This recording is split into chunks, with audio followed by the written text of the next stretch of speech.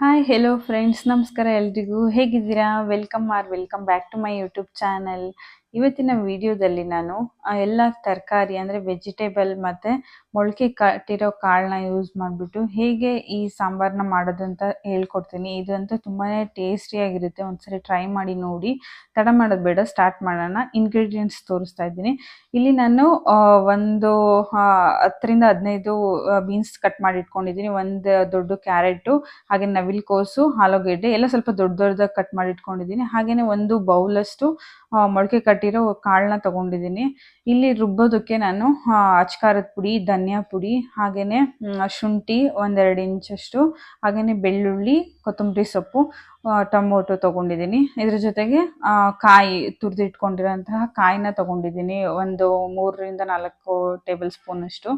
ಇಲ್ಲಿ ಒಗ್ಗರಣೆಗೆ ಈರುಳ್ಳಿ, ಕರಿಬೇವಿನ ಸೊಪ್ಪು, ಸಾಸಿವೆ ಮತ್ತು ಎಣ್ಣೆ ಇಷ್ಟು ಒಗ್ಗರಣೆಗೆ ತೊಗೊಂಡಿದ್ದೀನಿ ನಾನು. ರುಚಿಗೆ ತಕ್ಕಷ್ಟು ಉಪ್ಪನ್ನ ನೀವು ಯೂಸ್ ಮಾಡ್ಕೊಳ್ಳಿ.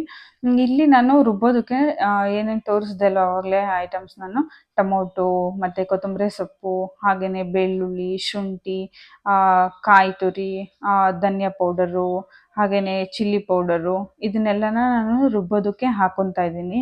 ಇಲ್ಲಿ ಇದು ಆಪ್ಷನಲ್ಲು, ಬೇಕು ಅಂದರೆ ನೀವು ಯೂಸ್ ಮಾಡ್ಕೊಬೋದು. ಉರ್ಗಡ್ಲೆ ಇದನ್ನು ಹಾಕೋದ್ರಿಂದ ಸಾಂಬಾರು ಸ್ವಲ್ಪ ತಿಕ್ಕಾಗಿ ಬರುತ್ತೆ, ಅಂದರೆ ಗಟ್ಟಿಯಾಗಿ ಬರುತ್ತೆ ನಿಮಗೆ ಸಾಂಬಾರು. ಇಲ್ಲ ಬೇಡ ನನಗೆ ಅಂತ ಅಂದರೆ ಸ್ಕಿಪ್ ಮಾಡ್ಕೊಬೋದು. ಇದು ಆಪ್ಷನಲ್ ಕಂಪ್ಲೀಟ್ಲಿ. ಅದಕ್ಕೆ ಎಷ್ಟು ಬೇಕೋ ನೀರನ್ನ ಹಾಕ್ಕೊಂಡು ನೀವು ಪೇಸ್ಟ್ ಮಾಡ್ಕೊಬೇಕು. ಈ ಥರ ರುಬ್ಕೊಬೇಕು ನುಣ್ಣಗೆ. ಏನು ತರಿಯಾಗಿ ಬೇಡ, ಸ್ವಲ್ಪ ನುಣ್ಣಗೆ ರುಬ್ಕೊಳ್ಳಿ. ಅದಾದಮೇಲೆ ಒಂದು ಕುಕ್ಕರ್ ತೊಗೊಂಡು ಒಗ್ಗರಣೆಗೆ ಎಣ್ಣೆ ಹಾಕ್ಕೊಂಡು ಸಾಸಿವೆ, ಹಾಗೆಯೇ ಸಾಸಿವೆ ಚಿಟಪಟ ಅಂತ ಸಿದ್ಮೇಲೆ ನೀವು ಕಟ್ ಮಾಡಿ ಇಟ್ಕೊಂಡಿರೋ ಅಂತಹ ಈರುಳ್ಳಿನ ಹಾಕ್ಕೊಂಡು, ಜೊತೆಗೆ ಕರ್ಬೇವಿನ ಸೊಪ್ಪನ್ನು ಹಾಕ್ಕೊಳ್ಳಿ. ಸ್ವಲ್ಪ ಚೆನ್ನಾಗಿ ಫ್ರೈ ಮಾಡ್ಕೊಳ್ಳಿ. ಒಂದು ಮೀಡಿಯಮ್ ಆದರೆ ಸಾಕು, ತುಂಬ ಏನಾಗೋದು ಬೇಡ.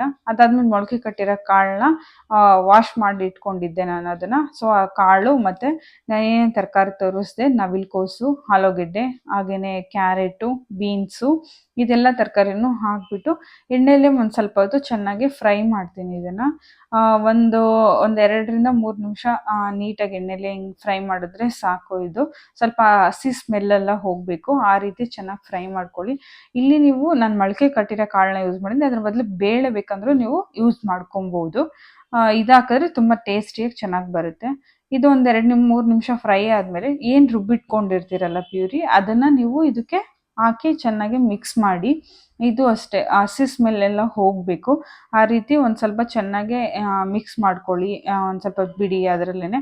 ಅದಾದಮೇಲೆ ನೀರು ನಿಮಗೆ ಕ್ವಾಂಟಿಟಿ ಎಷ್ಟು ಬೇಕೋ ನೋಡಿಕೊಂಡು ಹಾಕ್ಕೊಂಡು ನೀರನ್ನ ಮಿಕ್ಸ್ ಮಾಡಿ ಚೆನ್ನಾಗಿ. ಅದಾದಮೇಲೆ ರುಚಿಗೆ ತಕ್ಕಷ್ಟು ಉಪ್ಪನ್ನ ಹಾಕ್ತಾಯಿದ್ದೀನಿ.